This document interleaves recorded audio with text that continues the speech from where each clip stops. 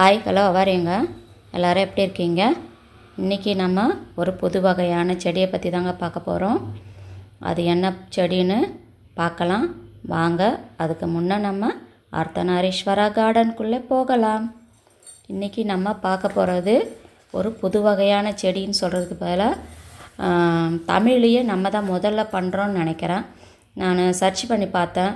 தமிழில் யாரும் இந்த செடியை பற்றி இன்னும் வீடியோ எதுவும் போட்ட மாதிரி தெரியல. அப்படி என்ன செடின்னு பார்த்தீங்கன்னா cherry blossom, Japanese cherry blossom. அந்த செடியை பற்றி தாங்க பார்க்க போகிறோம். இது வந்து ஜப்பானில் தான் அதிகம் இது ஃபஸ்ட்டு இருந்தது.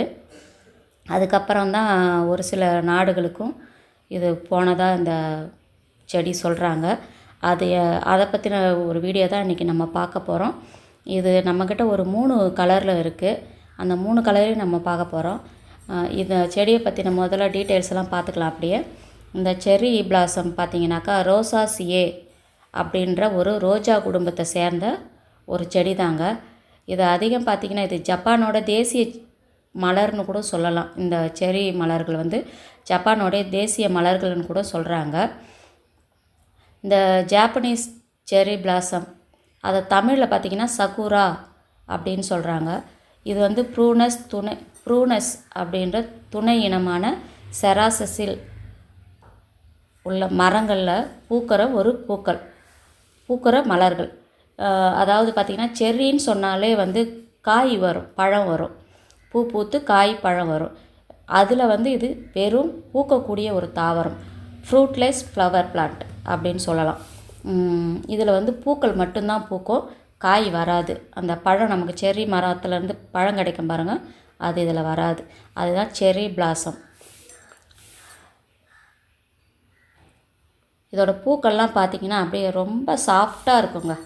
அப்படியே ரொம்ப சாஃப்டாக இருக்கும். அப்படியே ஒரு ரோஜா இதழ் கூட ஒரு சாஃப்ட்டுன்னு சொல்ல முடியாது. இந்த பட்டு ரோஸ் வரும் பாருங்கள், அந்த 10 மணி செடின்னு சொல்லுவாங்க, பட்டு ரோஸ். அது எப்படி சாஃப்டாக இருக்குது பாருங்கள், அது மாதிரி ஒரு சாஃப்ட்னஸ் இருக்கும் இந்த பூக்களில். இதோட மண்கலவைன்னு அப்படின்னு எடுத்துக்கிட்டிங்கனாக்கா இதில் வந்து கம்போஸ்ட் 2 பங்கு, வெர்மி குளிட், பெர்லைட்டு, அப்படி இல்லைன்னா பீட் மாசு, கொக்கோனட் காயர், இதெல்லாம் ஒரு பங்கு அப்படி தான் மிக்ஸ் பண்ணணும்னு சொல்லிட்டு கூகுளில் சர்ச் பண்ண அப்போ போட்டிருந்தாங்க. ஆனால் நம்ம அந்த அளவுக்கெல்லாம் போகலை. இதில் நம்மளோட மண்கலவை தான் ரெடி பண்ணி வச்சுருக்கோம். அப்படி என்ன மண்கலவைன்னு பார்த்தீங்கன்னா ரெட் சாயில், கொக்கோ பித்து, கறி இலை பொடி, அந்த இலை விழுந்த இலைங்கெல்லாம் இருக்குது பாருங்கள், அதை அப்படியே கம்போஸ்ட் ஆக்கி காய விட்டு கம்போஸ்ட் ஆக்கி மண்ணில் கலந்துருக்கோம். அதுக்கப்புறம் பார்த்திங்கன்னா கொஞ்சமாக ஆற்று மணல் ஆட் பண்ணியிருக்கோம். 8 வகை புண்ணாக்கு கொஞ்சம் ஆட் பண்ணியிருக்கோம். அப்புறம் ஆட்டு எரு இருக்குது பாருங்கள், அது கொஞ்சம் ஆட் பண்ணியிருக்கோம். முட்டைத்தோடு, அந்த முட்டையோட பவுட்ரு இருக்குது பாருங்கள், அது கொஞ்சம் ஆட் பண்ணியிருக்கோம். அப்புறம் கொஞ்சோண்டு போன் மீல், இது எல்லாத்தையும் ஆட் பண்ணி மிக்ஸ் பண்ணி நம்ம பாட்டில் ரெடி பண்ணி வச்சுருக்குறோங்க. இந்த செடி வந்ததும் பார்த்திங்கன்னா நம்ம ஒரு 10 நாளுக்கு மேலேயே அப்படியே நிழலில் செடிக்கு கீழே வச்சு விட்டாச்சுங்க. அதுக்கப்புறம் தான் மண்கலவை ரெடி பண்ணி பாட்டில் வச்சு விட்டது. பார்த்திங்கன்னா வச்சு விட்ட பிறகு நம்ம மண்கலவைக்கு இது செமையாக வளருதுங்க. அப்படியே பச்சை பசேல்னு எப்படி பிடிச்சி வளர்ந்துட்டுருக்கு பாருங்கள். இதில் மெயினாக என்னென்னா வாட்ரு நல்ல ஒரு ட்ரெயின் ஆகணும். அது நம்ம மணல்லாம் மிக்ஸ் பண்ணியிருக்கிறதால நல்ல ஒரு ட்ரெயின் ஆகுது. ஃபஸ்ட்டு வெரைட்டி பார்த்தோங்களா, இப்போ 2வது வெரைட்டி. இது ஒரு கலர். நம்ம ஃபஸ்ட்டு பார்த்தது வந்து பிங்க் அண்ட் ஒயிட்டு. ஆனால் பார்த்திங்கன்னா அதில் மேக்ஸிமம் எனக்கு ஒயிட்டாக தான் காட்டுச்சு ஃப்ளவர். இந்த செடி வந்தப்போ எடுத்த வீடியோவையும் பக்கத்தில் ஆட் பண்ணியிருக்கேன் பாருங்கள். இதுதான் வந்து செடி வந்தப்போ எனக்கு எடுத்த வீடியோ. அப்போ பூத்துருக்கு பாருங்கள். ஒரு லைட்டு பிங்க்கு ஆரம்பத்தில் வந்தது. அதுக்கப்புறம் பார்த்திங்கன்னா ஒயிட்டாக தான் காட்டுச்சு எனக்கு பூ பார்த்திங்கன்னா. ஆனால் எனக்கு கொடுத்தவங்க செல்லர் என்ன சொல்லி கொடுத்தாங்க, பிங்க் அண்ட் ஒயிட்டுன்னு சொல்லி தான் கொடுத்தாங்க. ஆனால் பூக்கும் போது மட்டும்தான் லைட்டாக பிங்க்கு ஷேடோ காட்டுச்சு. அதுக்கப்புறம் வந்து ஒயிட்டாக தான் கலர் தெரிஞ்சுது. 2வது நான் காட்டின செடி வந்து பார்த்திங்கன்னா ட்ரை கலர்னு சொல்லி அனுப்பிச்சாங்க. ட்ரை கலர்னு சொல்லிட்டு அதில் கிட்டத்தட்ட ஒரு 2-3 கலர் மிக்ஸ் ஆகி இருக்கிற மாதிரியான ஒரு கலருன்னு சொல்லி கொடுத்தாங்க. அதோடய ஃபோட்டோ நான் பக்கத்தில் ஆட் பண்ணுறேன், அதையும் பாருங்கள். அதுக்கு அடுத்தது பார்த்திங்கன்னா நம்ம 3வது ஒரு கலர் வாங்கினோம். அது பிங்க் கலர். அதையோட கலரு நான் ஃபோட்டோவில் ஆட் பண்ணுறேன், அதோடய ஃபோட்டோவையும். இப்போ ஆனால் அதில் பூ வைக்க ஆரம்பிச்சிருக்கு, அதையும் பார்க்கலாம் வாங்க. இது நம்ம வீடியோ பார்த்துருப்பீங்க, கிறிஸ்மஸ் லேடி, அதுதான் அந்த பூவோட பூவு. இதுதான் வந்து 3வது கலர். இது வந்து பிங்க்கு அப்படின்னு சொல்லி தான் வாங்கினேன். இப்போ இதை வந்து பார்த்திங்கன்னா வந்தது நான் ஒரு வாரம் அப்படியே ஒரு செடிக்கு கீழே நிழலில் வச்சு விட்டுட்டேன். கொஞ்சம் துளிர் எடுக்க ஆரம்பித்த பிறகு தான் நம்ம மண்கலவை ரெடி பண்ணி இதை பாட்டில் மாற்றி வச்சோம்.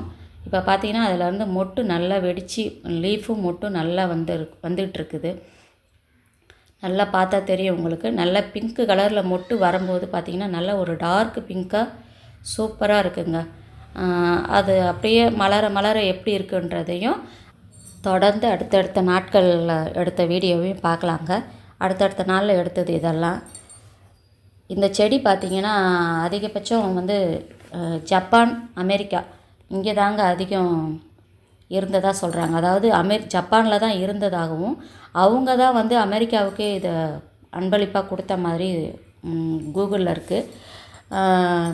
இது இந்தியாவில்னு பார்த்திங்கன்னா ஹிமாச்சல பிரதேசம், உத்தரகாண்ட், நாகாலாந்து, மணிப்பூர், மேகாலயா இங்கே மட்டும்தான் இதோட மரம் இருக்கிறதாகவும், இங்கே நம்ம ஊர்லன்னு எடுத்துக்கிட்டிங்கனாக்கா, அதாவது தமிழ்நாட்டில்னு எடுத்துக்கிட்டிங்கன்னா ஊட்டி, குன்னூர், கோத்தகிரி இங்கே இந்த மரம் இருக்கிறதா சொல்கிறாங்க.